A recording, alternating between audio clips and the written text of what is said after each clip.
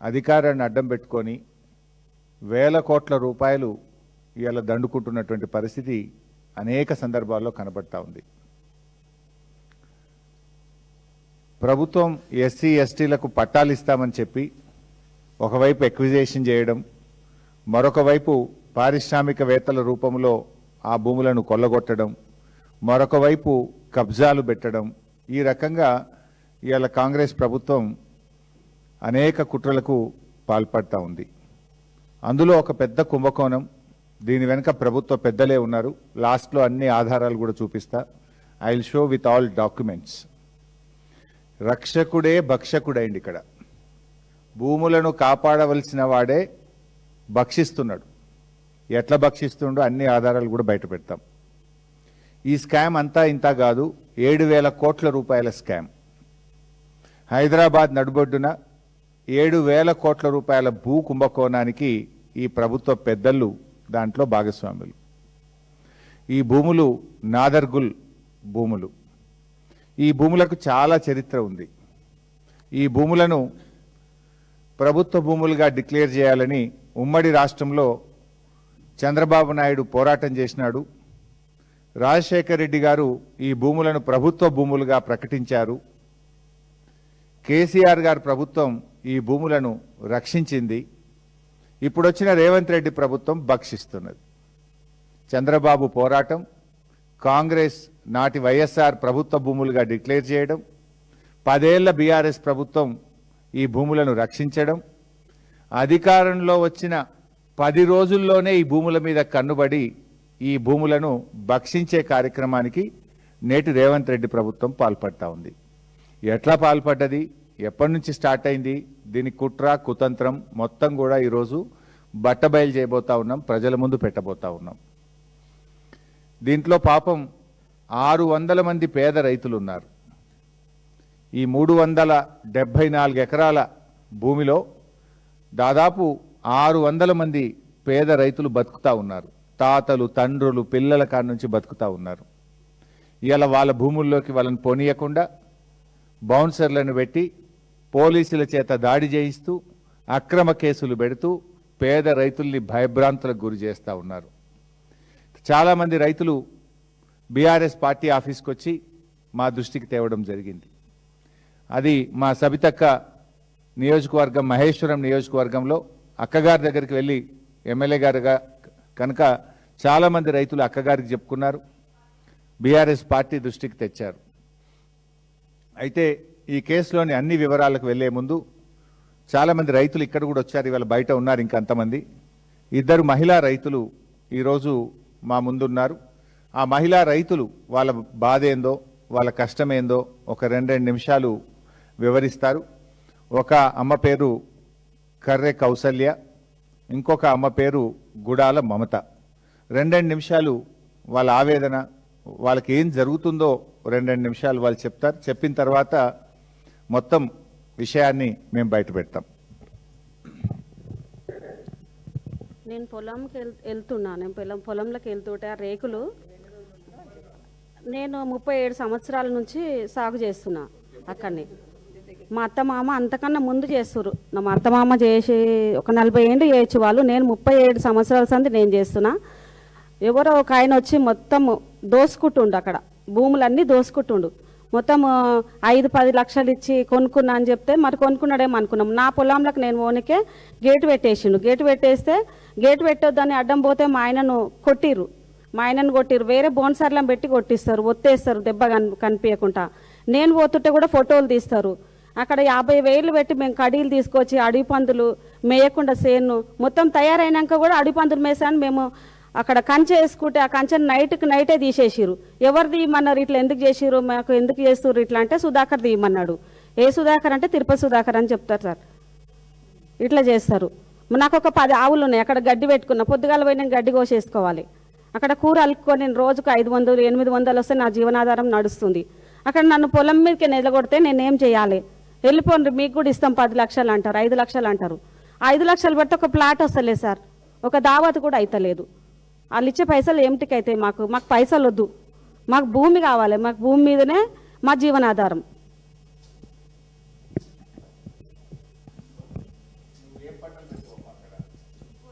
కూరలు పోస్తా సార్, కూరలు పచ్చ కూరలు పోస్తా. ఆవులు ఉన్నాయి, 10 ఆవులు ఉన్నాయి. గడ్డి పెట్టిన, ఇప్పుడు గడ్డి కూడా ఉంది. పోనీయకుండా 10 నిమిషాలు ఆగాలి సార్. గేట్లు పెట్టేసుకురు, లాక్ వేసుకుంటారు. చుట్టూ ఫెన్సింగ్ పెట్టిరు, పోనిస్తలేరు. మళ్ళీ ఎవరినన్నా కూలీలను పిలుచుకపోతే నువ్వు భూమి అమ్మవు కదా, నీ ఉంది కదా, నువ్వే రావద్దని వాళ్ళు నిలబడితే, మొన్న ఎకరన్నర పొలం నేను ఒక్కదాన్నే నాటేసుకున్నా, వాళ్ళు నిలగొట్టేసిరు. వాళ్ళ భయానికి సార్, వాళ్ళ భయానికి వాళ్ళు వస్తలేరు. అట్లా ఫోటో తీస్తారు సార్, ఫోటో తీస్తారు. వాళ్ళ భయానికి సార్, వాళ్ళు బోన్సర్లు రమ్మ మమ్మల్ని కొడతారు, మమ్మల్ని చంపితే మేము మా పిల్లలు ఆగమవుతారు, మేము రామంటే మొన్న నేను ఒక్కదాన్నే నాటేసుకున్నా ఎకరన్నర పొలం.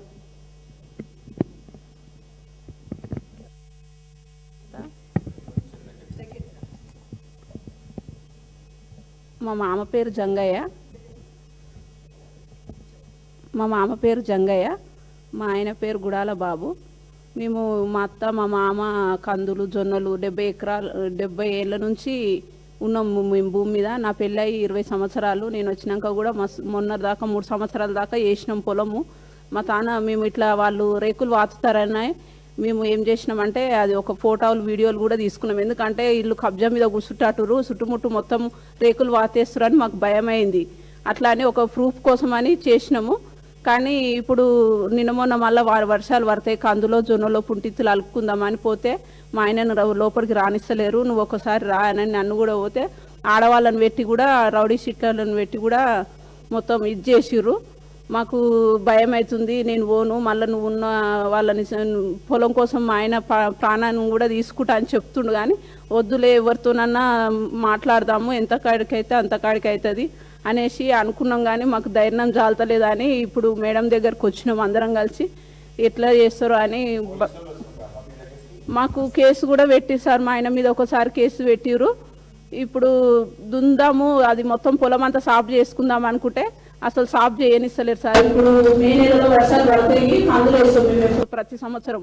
ఇప్పుడు 3 సంవత్సరాల నుంచి భూమిని ఇప్పుడు మేము మా మామ చేసింది సార్. నా పెళ్లి కాకముందు నుంచి మా మామ ఇప్పుడు 70 ఏళ్ళు ఉంది సార్. నా పెళ్ళి అయ్యి ఇప్పుడు 25 సంవత్సరాలు అవుతుంది సార్. నువ్వు కూడా చేసిన, మా మామ చేసిన, మా అత్త చేసి సార్. కుంటి కూర కందులు అన్నీ పండించారు. కానీ ఇప్పుడు మాత్రం రాణిస్తలేరు సార్. గేట్ కాడికి పోయినా కానీ వాళ్ళు పోలీసులు ఆటోలో పోలీసులకు ఒక ఫోన్ చేయాలని మాకన్నా ముందు వాళ్ళే పోలీసులే ఉంటుంది సార్. అసలు ఆటోలో పోలీసులు పేదలకు సహాయం చేయాలి కానీ వీళ్ళు వాళ్ళకు సహాయం ఎందుకు చేస్తారో నాకు అర్థం కాలేదు సార్. ఒకసారి పోలీసులతో కూడా నేను గొడవ పడ్డా సార్. అంటే నువ్వు ఈ నుంచి నువ్వు అసలు మాట్లాడకంటే నేను కరెంటు వైరు పట్టుకుంటా, నా పొలం కోసం నేను పానమన్న తీసుకుంటా, కానీ నా పొలంలోకి వెళ్ళి నువ్వు దున్ననిస్తలేరని అంటే సరే అని ఆమెను వదిలేసేయని అప్పుడు ఫోన్ చేసిరు సార్. సుధాకర్కు ఫోన్ చేస్తే నన్ను లోపలికి పోనిచ్చిర్రు, ట్రాక్టర్ లోపలికి కొనిచ్చిరు సార్ పోయిన సంవత్సరం. ఇప్పుడు 2 సంవత్సరాలు అవుతుంది సార్ దున్నక. సుధాకర్ చెప్పినట్టే పోలీసు వాళ్ళు వింటారు సార్. అన్నీ ఉన్నాయి సార్, మోటార్ లేదు కానీ వర్షాలకు పండిస్తాం సార్. మాకైతే లేదు, మాకుంది సార్. మాకున్నది సార్, బోర్ వేసుకున్నాం మేము. బోర్ వేసుకొని కూడా ఇప్పుడు 38 సంవత్సరాలు అవుతుంది సార్. బోర్ వేసుకున్నాం మేము, బోర్ వేసుకున్నాము. అప్పటి నుంచి వరి పండిస్తాం మేము. ఆవులు తెచ్చుకొని దాంట్లో మీద పచ్చగూరలతోటే బతుకుతా సార్. మొన్న పంట కోద్దామంటే గేట్లకేం రానియలేదు సార్, చిన్నగా ఉంది గేటు. ఆ గేటు పెడితే ఎక్కడ మన రాగన్నగూడ నుంచి అవతలకేని తెస్తే అక్కడ నుంచి వాగు వచ్చింది. వాగు వస్తే ఒక 1 నెల రోజులు వాగు మిషన్ రానియలే. ఆ 1 నెల రోజులలో నా చేనంతా ఖరాబ్ అయిపోయి 40 సంచులు అయ్యేటి 25 సంచులు అయినాయి సార్. పడదు సార్, అది పడదు. మాకు అప్పట్లో కాంగ్రెస్ ప్రభుత్వము మాకు ఇచ్చింది బతుకుమని మా మామకి ఇచ్చిర్రంట. కాంగ్రెస్ ప్రభుత్వము మా మామకి ఇస్తే మేము దాంతోటే బతుకుతున్నాం. ఇప్పుడు ఇయ్యాలని కోరుతున్నాం సార్. ఇప్పుడు అవి ఇయ్యాలనే మేము కొట్లాడుతున్నాం సార్. సార్ మేడం దగ్గరకు అందుకే వచ్చినాం. మాకు నష్టపరిహారం చాలా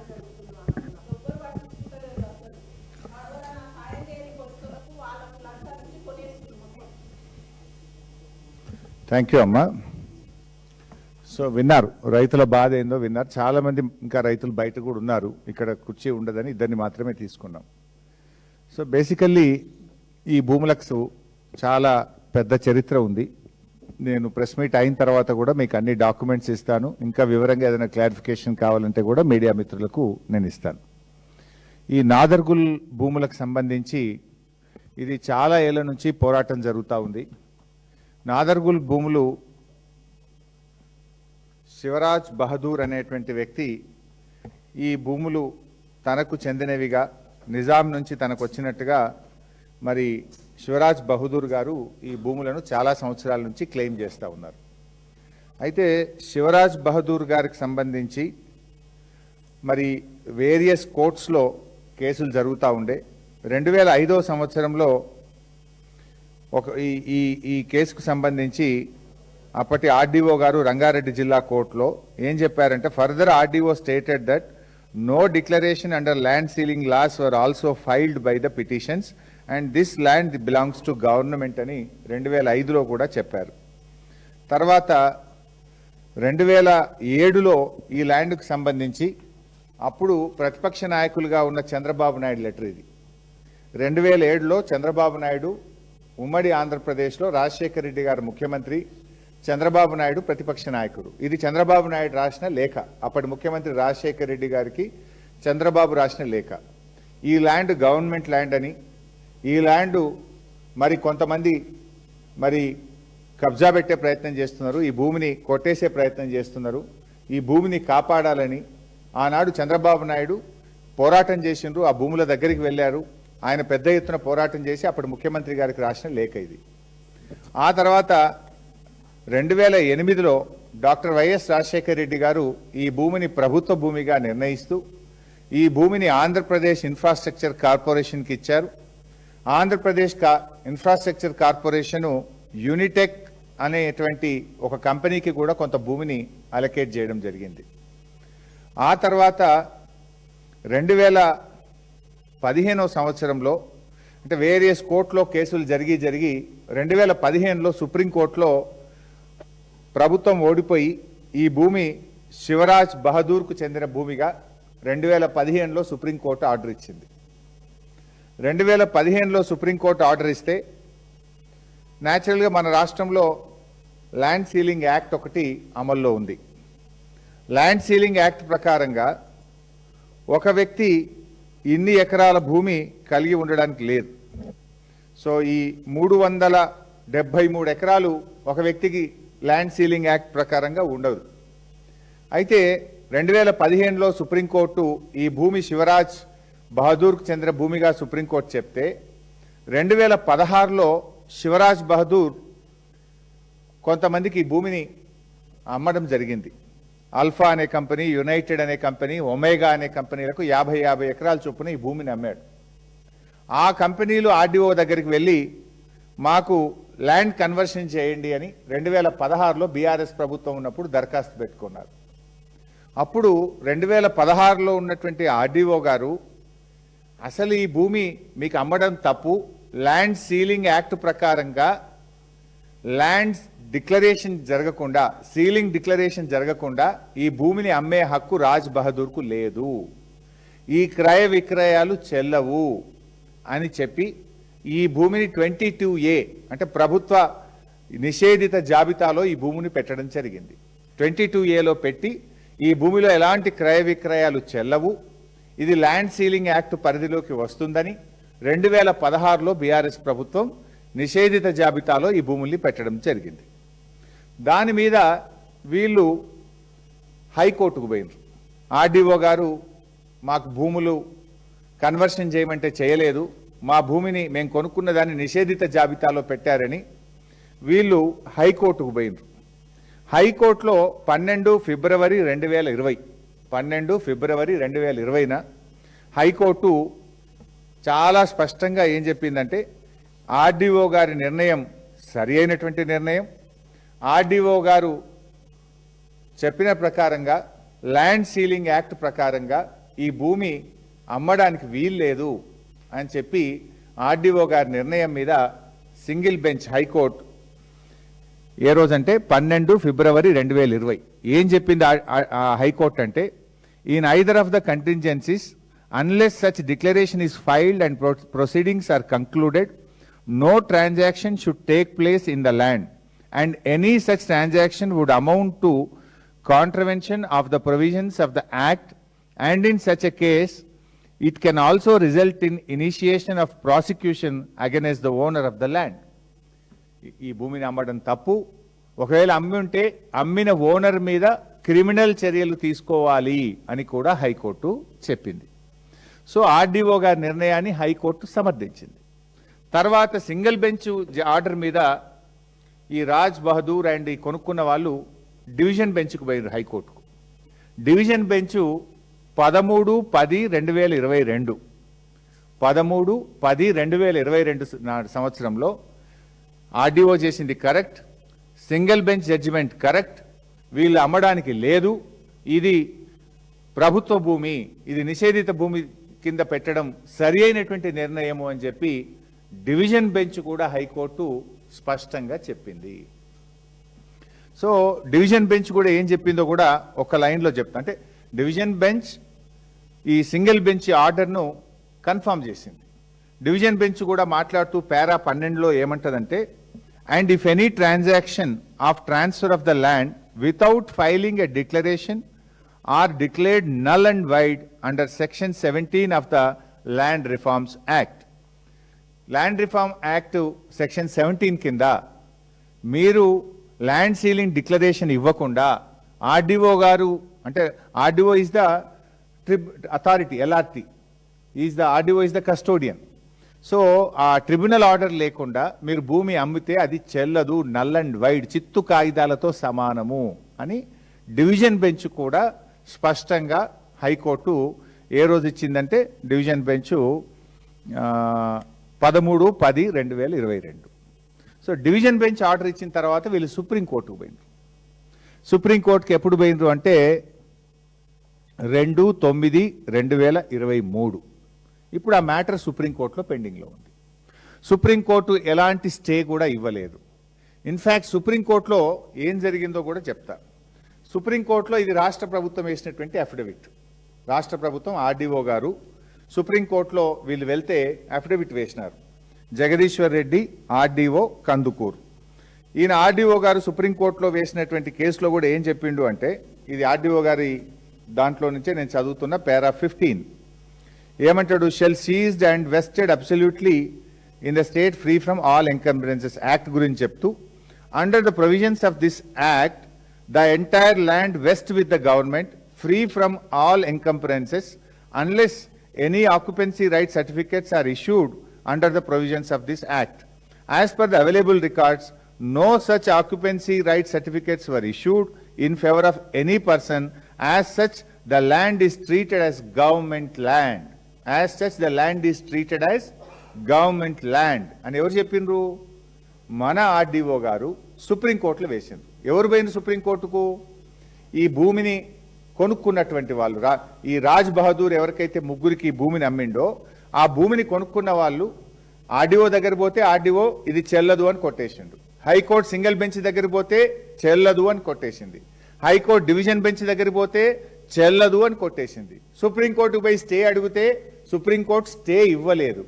సుప్రీంకోర్టులో ప్రభుత్వం తరఫున ఆర్డీఓ ఏమనేసిండు, ఇది గవర్నమెంట్ ల్యాండ్, వీనికి రాదు, ఇది Raj Bahadur land ceiling declaration file చేయలేదు, రాజ్ బహదూర్ డిక్లేర్ చేయకుండా రాజ్ బహదూర్ అమ్మడానికి హక్కు లేదు, రాజ్ బహదూర్ అమ్మిన అన్నీ కూడా నల్ అండ్ వైడ్ అని ఆర్డీఓ గారు సుప్రీంకోర్టులో వేసినటువంటి అఫిడవిట్. దెన్ ఇప్పుడున్న రాష్ట్ర ప్రభుత్వం, నేను వీళ్ళేదో భూభారతి అని పెట్టింది కదా, పొద్దున భూభారతి వెబ్సైట్కి పోయి ప్రింట్అవుట్ తీసిన, ఈరోజు యాజ్ అండ్ టుడే ఇవాళ పొద్దున తీసిన ప్రింట్అవుట్. భూభారతి వెబ్సైట్లో ఈ ల్యాండ్ గురించి ఏం చెప్తున్నారు? రంగారెడ్డి జిల్లా బాలాపూర్ మండల్ నాదర్గుల్ గ్రామము, సర్వే నంబర్ పాతది 613, కొత్తది 119, 373 ఎకరాలు గవర్నమెంట్ ల్యాండ్. ఇది ఈరోజు భూభారతిలో వీళ్ళ డాక్యుమెంట్ ప్రకారం ఇది government land, not my document. ఈరోజు పొద్దున భూభారతిలో ప్రింట్అవుట్ చేస్తే ఇది గవర్నమెంట్ ల్యాండ్గా ఇది ప్రింట్అవుట్లో వచ్చింది. ఇకపోతే యాక్ట్ ఏం చెప్తుంది, ఇవన్నీ కూడా నేను చెప్పాను ఇప్పటికే, మళ్ళీ ఒకసారి సింపుల్గా చెప్తాను. సెక్షన్ ల్యాండ్ సీలింగ్ యాక్ట్ అనేటువంటిది ఇది, this is the land ceiling act. ఇది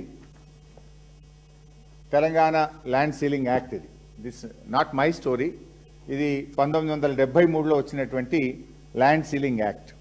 ఈ ల్యాండ్ సీలింగ్ యాక్ట్ ప్రకారంగా సెక్షన్ 8 ఏం చెప్తుందంటే, ఎవరైనా రైతు సెక్షన్ 8 ప్రకారంగా 50 ఎకరాలు, అంటే ఒక్కొక్క జిల్లాలో ఒకటి ఉంది. మహబూబ్ నగర్, రంగారెడ్డి, మెదక్ 54 ఎకరాలు ఉన్నట్టుంది. ఆదిలాబాద్ పోతే 70 ఐ థింక్. సో ఎవరైనా అంతకు మించిన ల్యాండ్ కలిగి ఉంటే వెంటనే తను డిక్లరేషన్ ఇవ్వాలి అని సెక్షన్ 8 చెప్తుంది.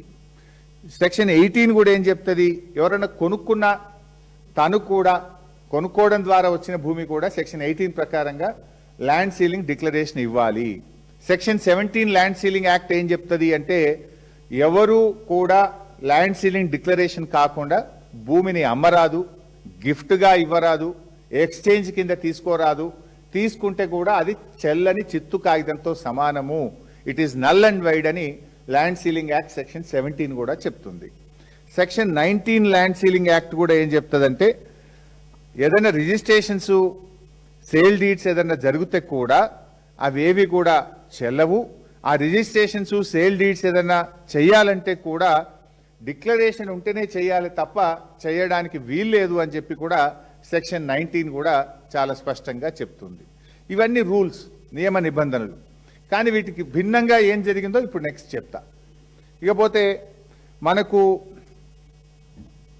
ఇప్పుడు ఏమైంది, ఈ ఆల్ఫా అనేటువంటి కంపెనీ, ఒమేగా అనేటువంటి డెవలపర్సు, మేము రాజ్ బహదూర్ దగ్గర కొన్నాము, మాకు అమలు చేయండి అని RDO, high court, single bench, division bench, supreme court దాకా పోయింది. ఎక్కడ వాళ్ళకు ఇది తప్పు తప్పు తప్పు, నువ్వు అసలు రాజ్ బహదూర్కే ల్యాండ్ సీలింగ్ డిక్లరేషన్ చేయకుండా మీరు కొంటే చెల్లదు చెల్లదు చెల్లదు అని ఆర్డీఓ చెప్పిండు, కలెక్టర్ చెప్పిండు, హైకోర్టు చెప్పింది, సుప్రీంకోర్టులో మ్యాటర్ పెండింగ్ ఉంది.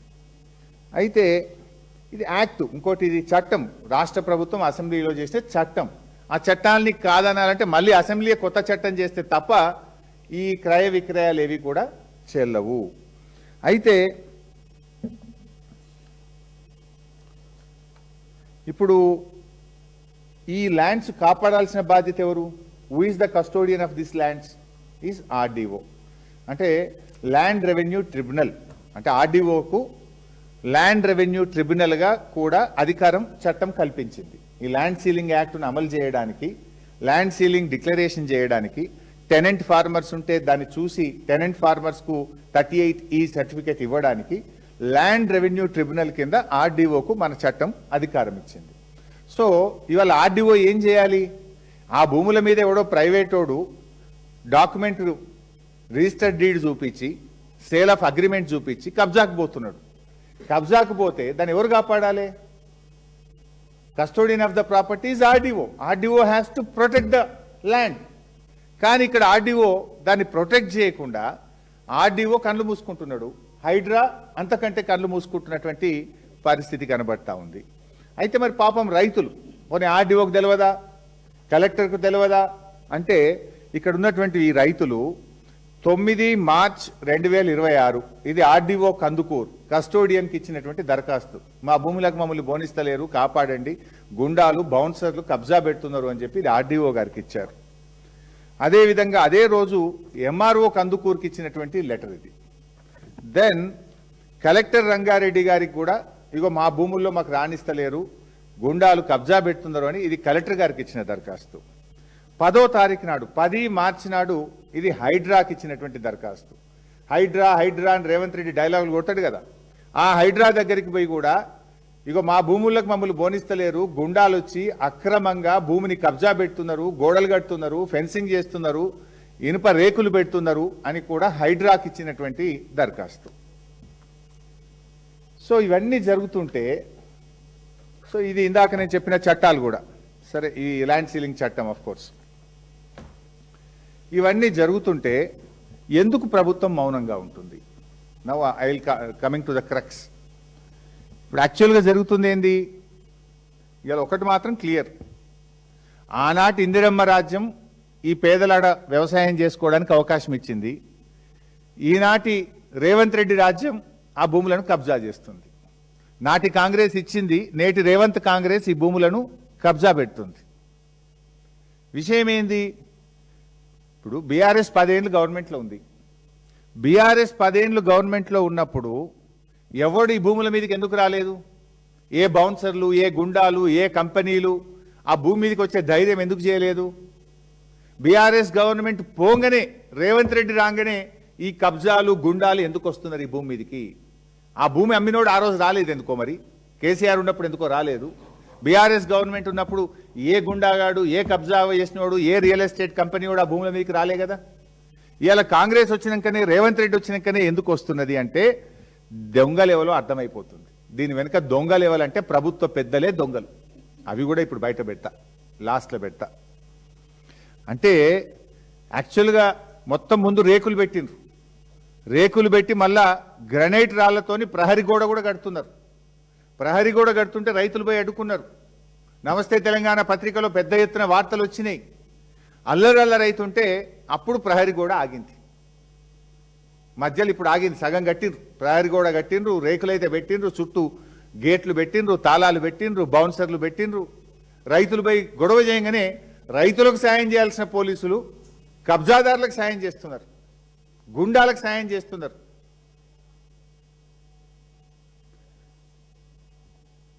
ఈ 373 ఎకరాలకు సంబంధించి ఇవాళ విషయం ఏంటంటే మళ్ళీ క్లుప్తంగా మీకు అర్థమయ్యేటట్టు చెప్తున్నా.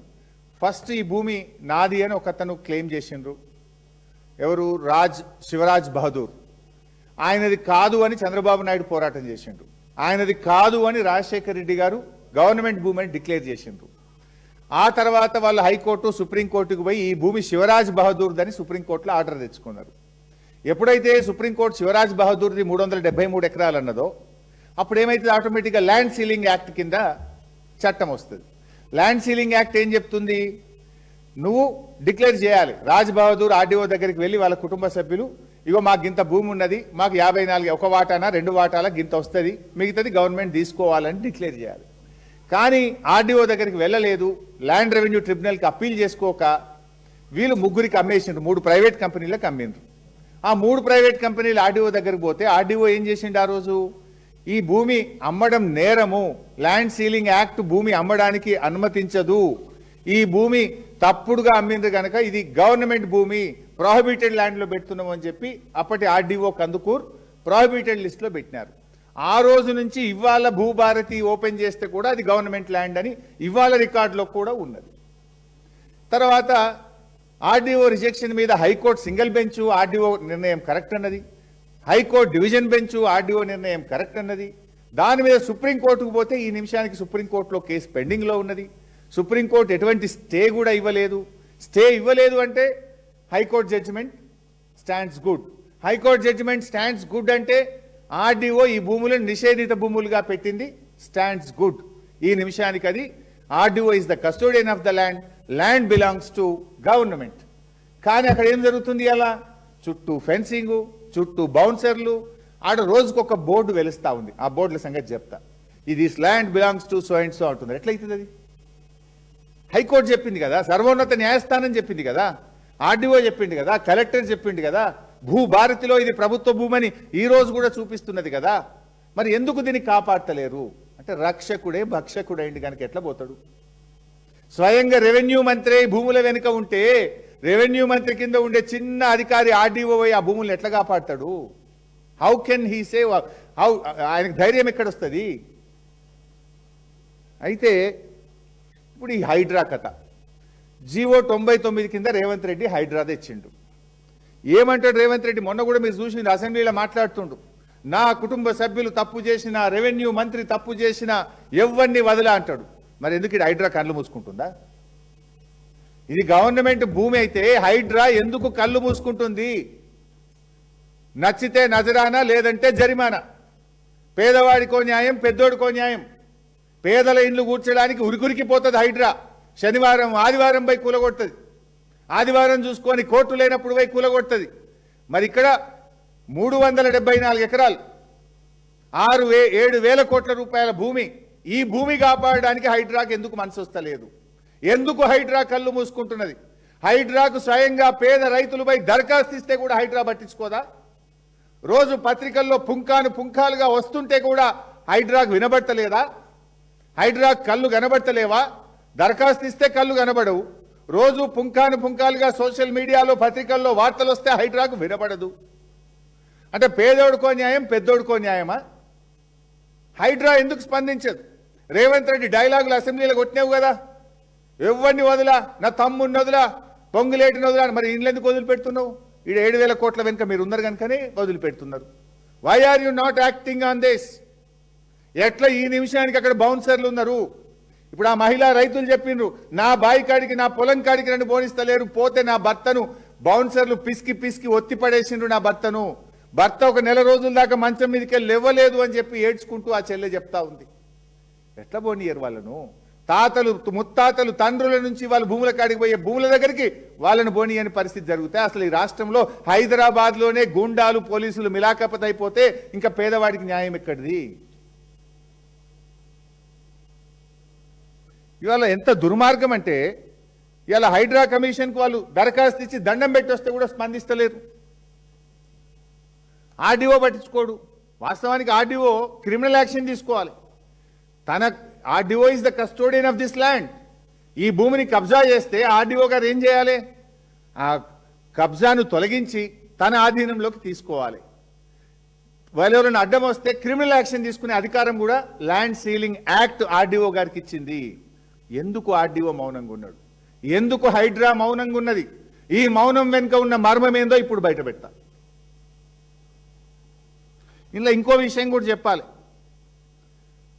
ఈ భూముల్లో ఈ 374 ఎకరాల్లో ఎందుకు చెప్తున్నదంటే, రేవంత్ రెడ్డి పెద్ద పెద్ద డైలాగులు దంచుతుంటాడు. మేము చెరువులు కాపాడినాం, ఇక మా అంత మంచిగా చెరువులు ఎవడు కాపాడనే లేదు, నేను ఉద్ధరిస్తున్నా, పీక్ పడగొడుతున్నా అంటాడు రేవంత్ రెడ్డి. ఆ సంగతి కూడా చెప్పాలి. ఇప్పుడు ఈ 374 ఎకరాల్లో లచ్చమ్మకుంటున్నది ఒకటి.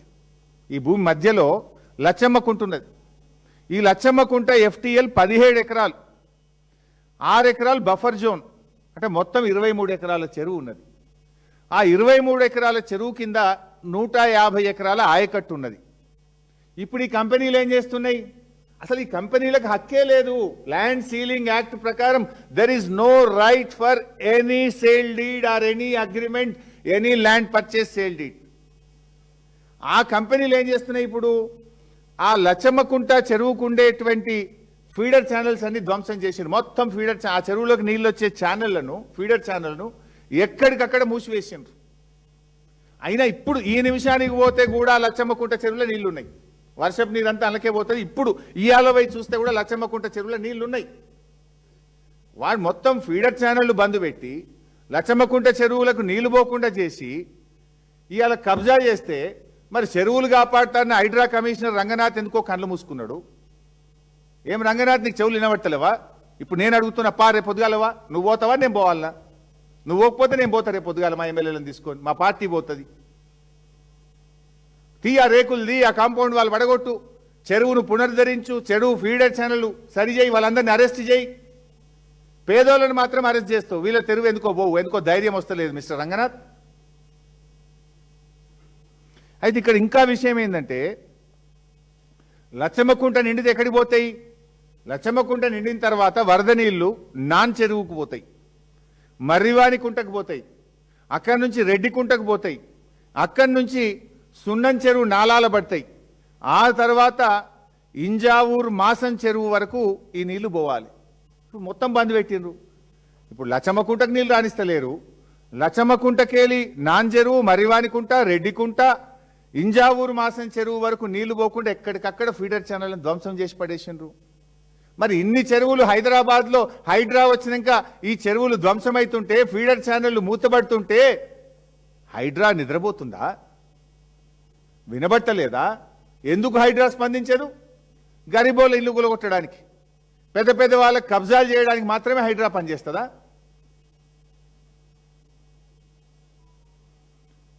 ఇలా ఇంకో విషయం ఉంది. ఇటు చెరువుల కబ్జా, ఇంకో దిక్కు గుట్టల కబ్జా.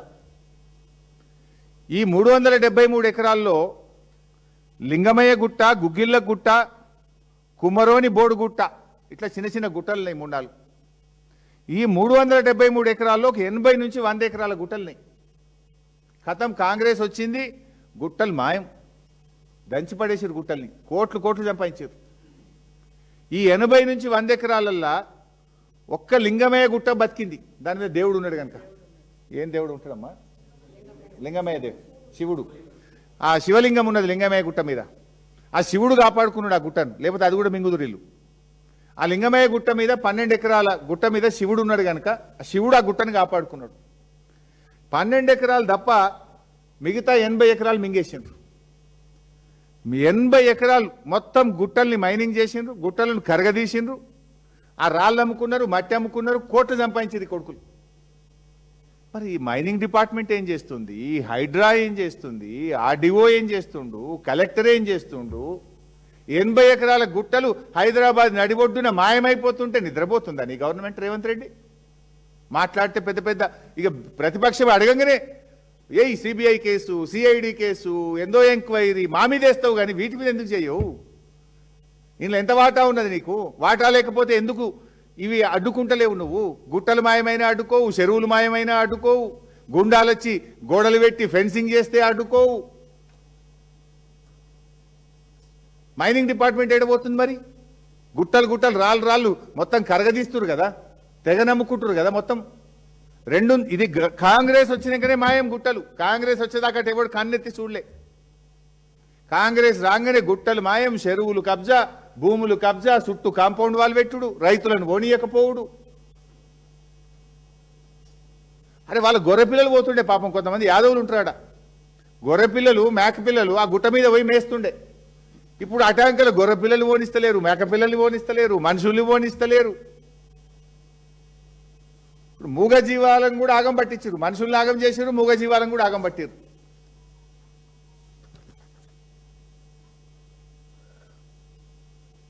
ఇది సుప్రీంకోర్టులో ఈరోజు ఈ కేసు ఇంకా పెండింగ్లో ఉంది. అంటే ఆర్డీఓ దగ్గర గవర్నమెంట్ అయింది, సింగిల్ బెంచ్ గవర్నమెంట్ అయింది, డివిజన్ బెంచ్ గవర్నమెంట్ అయింది. సుప్రీంకోర్టు ఎలాంటి స్టే ఇయ్యలే. ఇది ఏ జడ్జి గారి దగ్గర ఉంది అంటే సుప్రీంకోర్టులో justice Pankaj Mithal, justice Prasanna B Varale అనే జడ్జిల దగ్గర పెండింగ్ ఉంది. Tentative case may be listed 7th April 2026. ఇవాళ 5 ఎల్లుండి మళ్ళీ కేసు హియరింగ్కి వస్తుంది. గవర్నమెంట్ ఏం చేయాలి? గట్టి కొట్లాడి హైకోర్టులో మేమే గెలిచినాం, ఆర్డీఓ దగ్గర గెలిచినాం, ఈడ కూడా మా ల్యాండ్ అని చెప్పి గవర్నమెంట్ కొట్లాడుతుందా, మరి కుమ్మక్ అవుతుందా చూడాలి. దీని మీద స్టే లేదు. స్టే లేనప్పుడు ఏంది?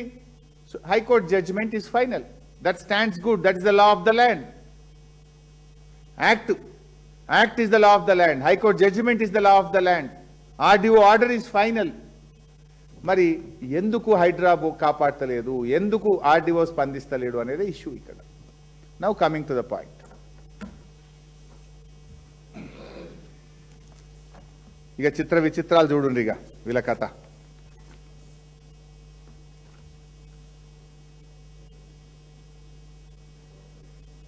ఆడ చుట్టూ ఫెన్సింగ్ పెట్టినరు, బోర్డులు వేసినారు.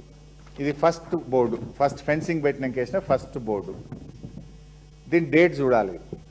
డేటు 13/12/2023. అంటే కాంగ్రెస్ గవర్నమెంట్ వచ్చినాక వారం రోజులకే. 7 తారీఖు గవర్నమెంట్ వచ్చింది, 13 తారీఖు ఫెన్సింగ్ పడ్డది. 7 తారీఖు కాంగ్రెస్ గవర్నమెంట్ వస్తే 13 డిసెంబర్ 2023 నాడు చుట్టూ ఫెన్సింగ్ పెట్టి ఇక్కడ రాసుకున్నారు. ఏం రాసుకున్నారు? This land belongs to Kohinoor group. మరి 10 ఏళ్ళు బీఆర్ఎస్ ఉంటే ఎవడు ధైర్యం చేయలే, ఎవడు ఫెన్సింగ్ పెట్టలే, ఎవడు ఈ భూమి నాదని ఎవడు రాసుకునే ధైర్యం ఆనాడు కేసీఆర్ ప్రభుత్వంలో చేయలే. కాంగ్రెస్ వచ్చిన వారంకే ఫెన్సింగ్ పెట్టినరు. This land belongs to Kohinoor group అని చెప్పి బోర్డు పెట్టినరు. ఇది 13 డిసెంబర్ 2023. తర్వాత 31 మార్చ్ 2026. ఇందులో ఏముంది? This land belongs to MEIL and Shilpa infra. MEIL and Shilpa infra. ఇటు పక్కన ఏమున్నది? Development by MEIL and Shilpa infra. Property belongs to Kohinoor group. Development ఎవరు చేస్తుండ్రు? MEIL and Shilpa infra. Shilpa infra ఎవరిది? శిల్పా ఇన్ఫ్రా ఎవరిది? పొంగులేటి శ్రీనివాసరెడ్డి కొడుకుది. శిల్పా ఇన్ఫ్రా ఎవరిది? రాష్ట్ర రెవెన్యూ మంత్రి పొంగులేటి శ్రీనివాసరెడ్డి కొడుకు గారు డైరెక్టర్గా ఉన్న కంపెనీ.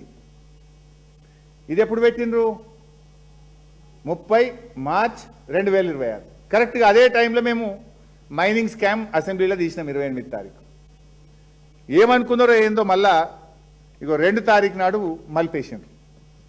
2 ఏప్రిల్ 2026 ఇదేమో 31 మార్చ్ ఇది 2 తారీఖు అంటే తెల్లారలేదు మర్నాడు.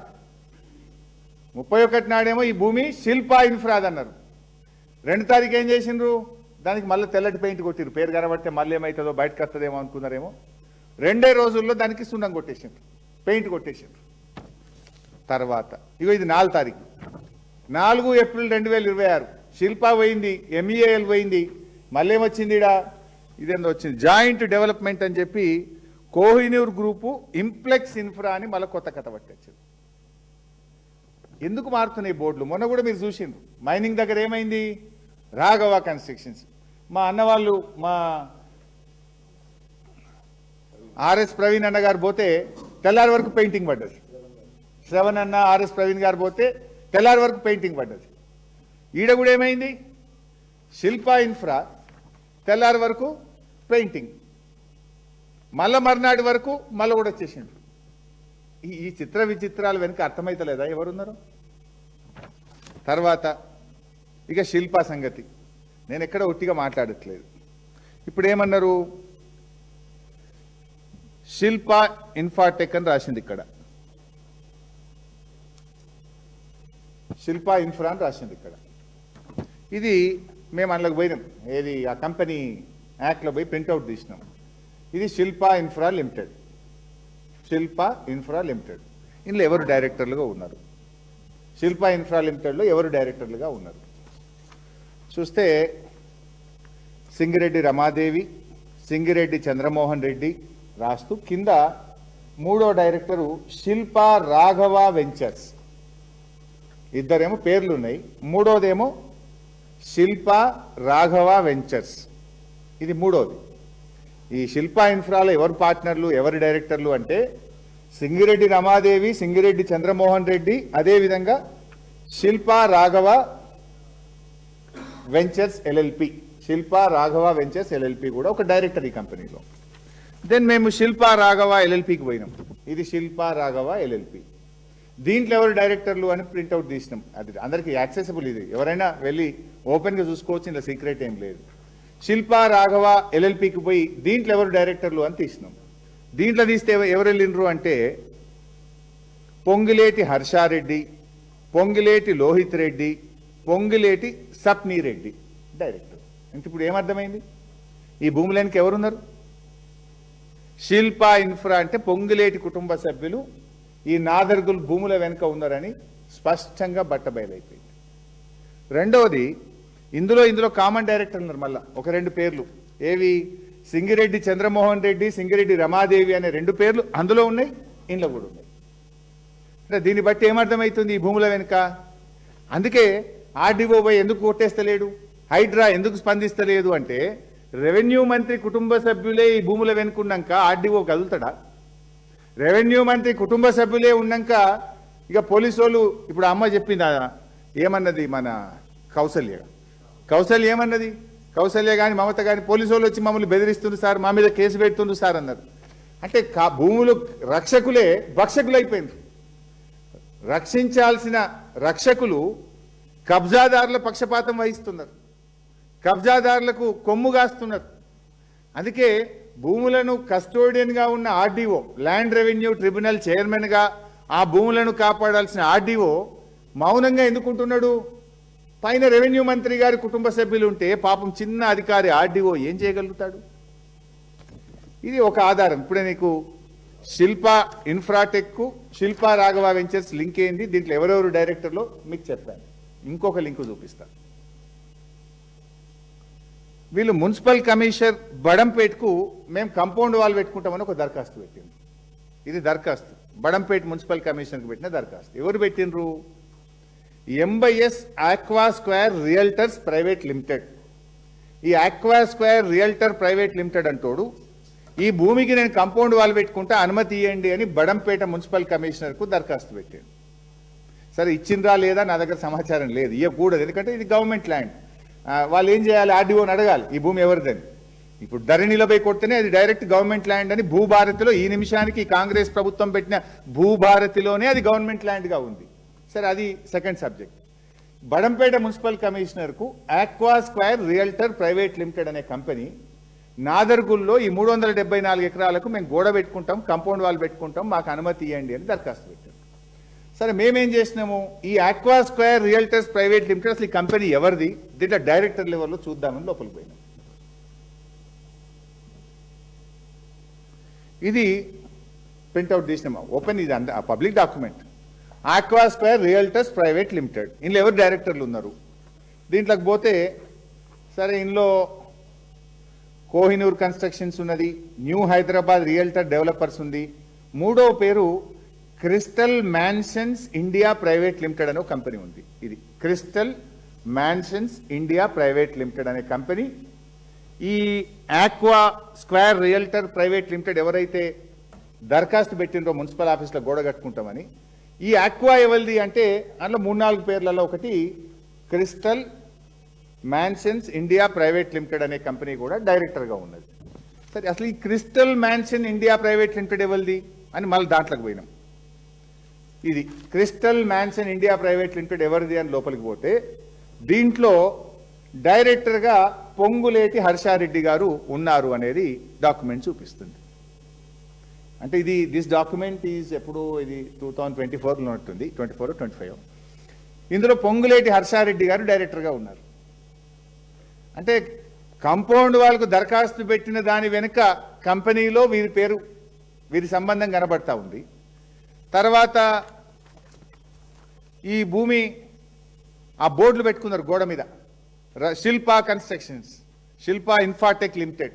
శిల్పా ఇన్ఫాటెక్ ఎవరిది అంటే పొంగులేటి గారి కుమారుడు హర్షారెడ్డి ఉన్నాడు. ఇప్పుడు ఏమైంది, భూములను రక్షించాల్సిన వాడే భూబకాసురుడు అయిపోయిండు. భూబకాసురుడు అయిపోయినాక ఇంకా పేదవాడికి రక్షణ ఎక్కడ దొరుకుతుంది గవర్నమెంట్లా? అందుకే పోలీసులు ఉల్టా వాళ్ళనే బెదిరిస్తుండ్రు. ఆర్డీఓ దగ్గరికి పోతే స్పందన లేదు, కలెక్టర్ దగ్గరికి పోతే స్పందిస్తలేడు, హైడ్రా దగ్గరికి పోతే స్పందిస్తలేడు. ఎక్కడికి వెళ్ళి స్పందిస్తారు? ప్రభుత్వం పెద్దలే గద్దలైనప్పుడు, పెద్దలే గద్దలైపోయి పేదల పాలిట వాళ్ళు ఇట్లయిపోయినాక ఇంకెక్కడి నుంచి పేదలకు న్యాయం జరుగుతుంది? మరి ముఖ్యమంత్రి గారు డైలాగులు కొట్టినావు కదా, ఎవరిని వదిలిపెట్టా, నా మంత్రి అయినా వదిలా, నా తమ్ముడినైనా వదిలా అన్నావు కదా, దీని మీద ఎందుకు స్పందించవు?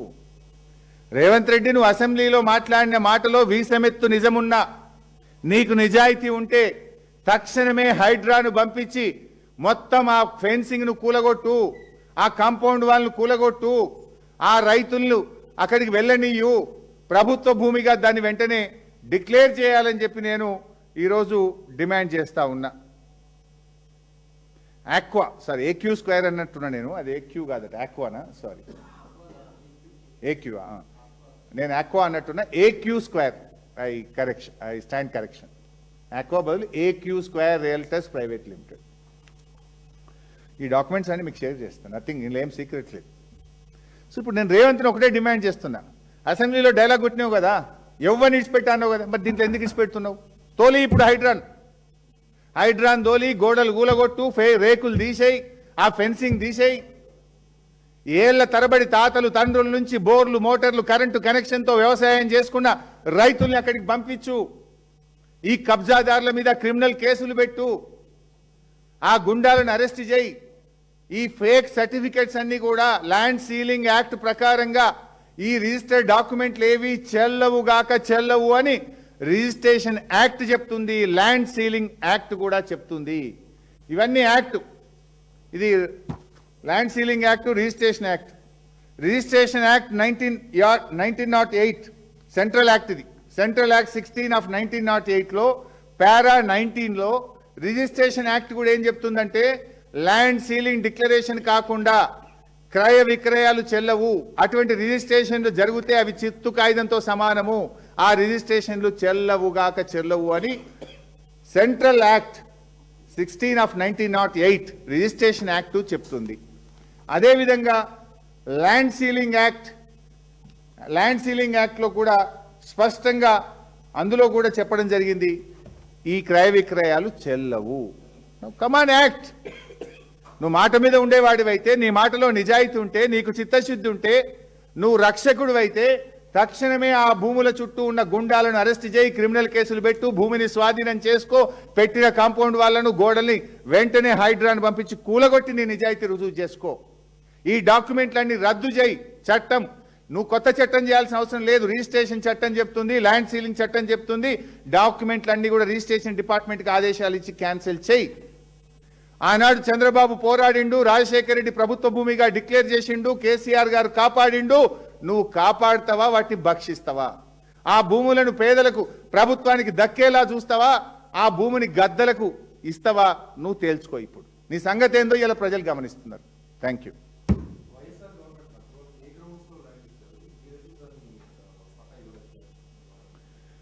వైఎస్ఆర్ గారు ఆనాడు కాంగ్రెస్ అంటే వాళ్ళకి పట్టాలు అప్పటి 1975 కంటే ముందు తాతలు తండ్రుల నుంచి వాళ్ళు సాగు చేసుకొని బతుకుతున్నారు వాళ్ళు. సో 1900 అమ్మా సరే, మొత్తానికి వాళ్ళ మామలు తాతలు తండ్రుల నుంచి ఆ భూముల్లో వాళ్ళ కబ్జాలు ఉన్నారు.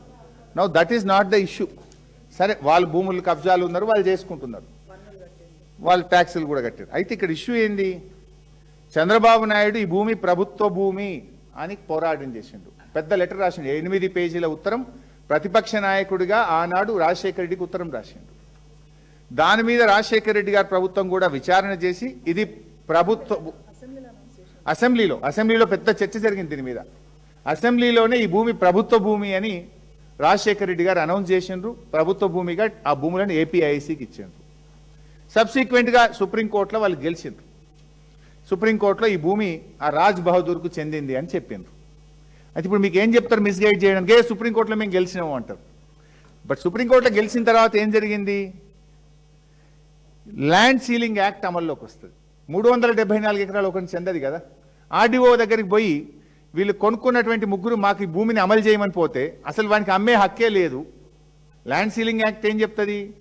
First you declare the land ceiling. Declaration నువ్వు నీకు ఇద్దరు పిల్లలా, ఒక కొడుక, నీకు ఎన్ని యూనిట్లు వస్తాయి, 1 యూనిటా 2 యూనిట్లా, నువ్వు డిక్లేర్, నీకు అసలు మొత్తం ఇంకా ఈ రాష్ట్రంలో ఎన్ని భూములు ఉన్నాయి, దాని ప్రకారంగా నీకు ఎంత భూమి వస్తుందో డిక్లరేషన్ ఇస్తే ఆర్డీఓ అన్ని వెరిఫై చేసి as land revenue tribunal chairman he will confirm your land. అప్పుడు నువ్వు అది తీసుకో. అది పోయిన తర్వాత ఇలాంటి వాళ్ళు మన ల్యాండ్ సీలింగ్ యాక్ట్లోనే ఇంకోటి ఏముంది మనకు, ఈ టెనెంట్ ఫార్మర్స్ ఒక ప్రిస్క్రైబ్డ్ టైం ఉన్నది. ఆ టైం లోపల ఎవరైనా ఆ భూమిని సాగు చేసుకొని బతికితే ఆ టెనెంట్ ఫార్మర్స్కు 38E కింద సెలబుల్ రైట్స్ ఇవ్వాలి. 38E కింద టెనెంట్ ఫార్మర్స్కు పాస్బుక్లు ఇవ్వాలని చెప్తారు. ఆ టెనెంట్ ఫార్మర్లకు కూడా ఇంకో రూల్ ఉంది, 7 ఏళ్ల దాకా భూమి అమ్ముకోవద్దు. ఆ టెనెంట్ ఫార్మర్లకు కూడా భూమి వస్తే వాళ్ళు 7 ఏళ్ల దాకా భూమిని ఇతరులకు అమ్మే హక్కు కూడా ఉండదు. 7 ఏళ్ల దాకా వాళ్ళు ఎంజాయ్ చేయాలి భూమిని, తర్వాత అమ్ముకోవచ్చు. ఇప్పుడు వీళ్ళు చేసుకునే ఈ డాక్యుమెంట్లు రైతులకు కొంతమందికి 4 లక్షలు 3 లక్షలు ఇచ్చి రాయించుకుంటారు. అవి చెల్లయి. ఈ రాజ్ బహదూర్ అమ్మింది కూడా చెల్లదు. అంత చిత్తు కాయిదాలు అవి. సో ఇక్కడ ఈ ఇష్యూ ఏంది? ల్యాండ్ సీలింగ్ యాక్ట్ కింద ఫస్ట్ రాజ్ బహదూర్ ఇస్తే అతనికి 50, 40, 30 ఏమైనా వస్తుందా రాదా అని తేలాలి. తేలినాక ఆయన ఎవరికైనా అమ్ముకునే హక్కు ఉంటుంది తప్ప ఆయనకు అమ్మే హక్కే ఉండదు. సో భూమి తేలకుండా ఆయన ల్యాండ్ సీలింగ్ డిక్లరేషన్ ఇవ్వకుండా అతను ఆర్డీఓ దగ్గర అమ్మినటువంటి వాళ్ళు ఆర్డీఓ దగ్గరికి వస్తే ఆర్డీఓ రిజెక్ట్ చేసిండు, 22A పెట్టిండు. ఆర్డీఓ మాకు ఇయ్యలేదు అని చెప్పి హైకోర్టు పోతే హైకోర్టులో ఆర్డీఓ కరెక్ట్ అన్నది, డివిజన్ బెంచ్ పోతే డివిజన్ బెంచ్ కరెక్ట్ అన్నది, సుప్రీంకోర్టు పోతే స్టే ఇవ్వమంటే ఇయ్యము అన్నది. అది నడుస్తుంది సుప్రీంకోర్టులో. సుప్రీంకోర్టులో రాష్ట్ర ప్రభుత్వమే ఆర్డీఓ పోయి ఏం చెప్పిండు? ఇది గవర్నమెంట్ ల్యాండ్, వీళ్ళకి చెందదు, ఈ కొనుక్కున్న వాళ్ళంతా మా ల్యాండ్ సీలింగ్ యాక్ట్ ప్రకారంగా ఇది నల్ అండ్ వైడ్, ఈ డాక్యుమెంట్లు చెల్లవు, ఇది యాక్టు అని ఆర్డీఓ సుప్రీంకోర్టులో వేసిండు. పోనీ భూభారతిలో పోయి చూస్తే ఇవాళ కూడా పొద్దున ఈ ల్యాండ్ గవర్నమెంట్ ల్యాండ్ అని భూభారతిలో ఇవాళ కూడా డాక్యుమెంట్ ఉంది. ఇంత క్రిస్టల్ క్లియర్గా ఉంటే అక్కడ పోయి ఎట్లా ఏమి ఇన్ఫ్రా, అది శిల్పా ఇన్ఫ్రా, ఇంకోటి అదే ఉండే AQ స్క్వేర్, MEIL, కోహినూర్, ఇవన్నీ అడికెళ్ళి వస్తున్నాయి. ఇవన్నీ కళ్ళకు కనబడతలేవా? పాపం ఈ రైతులు పోయి హైడ్రాక్ దరఖాస్తులు ఇచ్చిండ్రు, ఎందుకు మాట్లాడారు? ఈ రకంగా ఇదేంటిది బిడ్డ గెజిట్?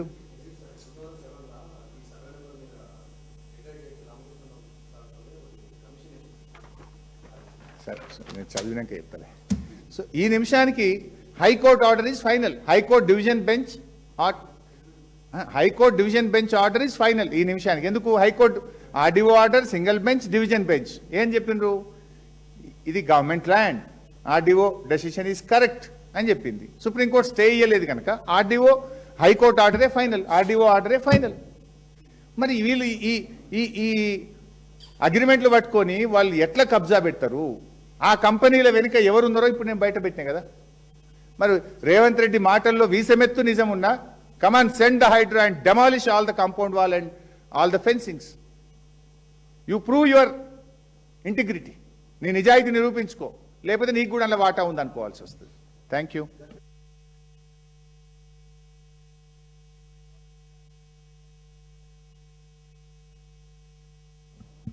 ఇప్పుడు గజ్వేల్ క్యాంప్ ఆఫీస్ మీద దాడి చేసినారు. నేను ఏమంటున్నా అంటే, రేవంత్ రెడ్డి బొమ్మ పెట్టుకుంటే బొమ్మలతో పేరు వస్తుందా? కేసీఆర్ గారు ప్రజల ఆకాంక్షల్ని నెరవేర్చినటువంటి ఉద్యమ నాయకుడిగా, 1 కోటి ఎకరాల మాగాణిగా తెలంగాణ మార్చిన నాయకుడిగా, రైతు బంధు ఇచ్చి 24 గంటల కరెంట్ ఇచ్చిన ఒక ముఖ్యమంత్రిగా తెలంగాణ ప్రజల హృదయాల్లో కేసీఆర్ గారు ఉన్నారు. బొమ్మలు పెట్టుకుంటేనో ఫోటోలు పెట్టుకుంటే ప్రజల హృదయాల్లో ఉండరు. బొమ్మలు కాదు కావాల్సింది, ప్రజలకు 6 గ్యారెంటీల అమలు కావాలి. నువ్వు 6 గ్యారెంటీలు అమలు చేసి ప్రజల హృదయాల్లో చోటు సంపాదించుకో. ఈ రౌడీయిజం ఏంది, గుండాయిజం ఏంది? మా జిల్లాలోనే నా క్యాంప్ ఆఫీస్ మీద కాంగ్రెస్ నాయకులు దాడి చేసినారు గతంలో. మా మైపాల్ రెడ్డి ఎమ్మెల్యే గారి క్యాంప్ ఆఫీస్ మీద పటాన్చెరు ఎమ్మెల్యే ఇంటి మీద దాడి చేసినారు.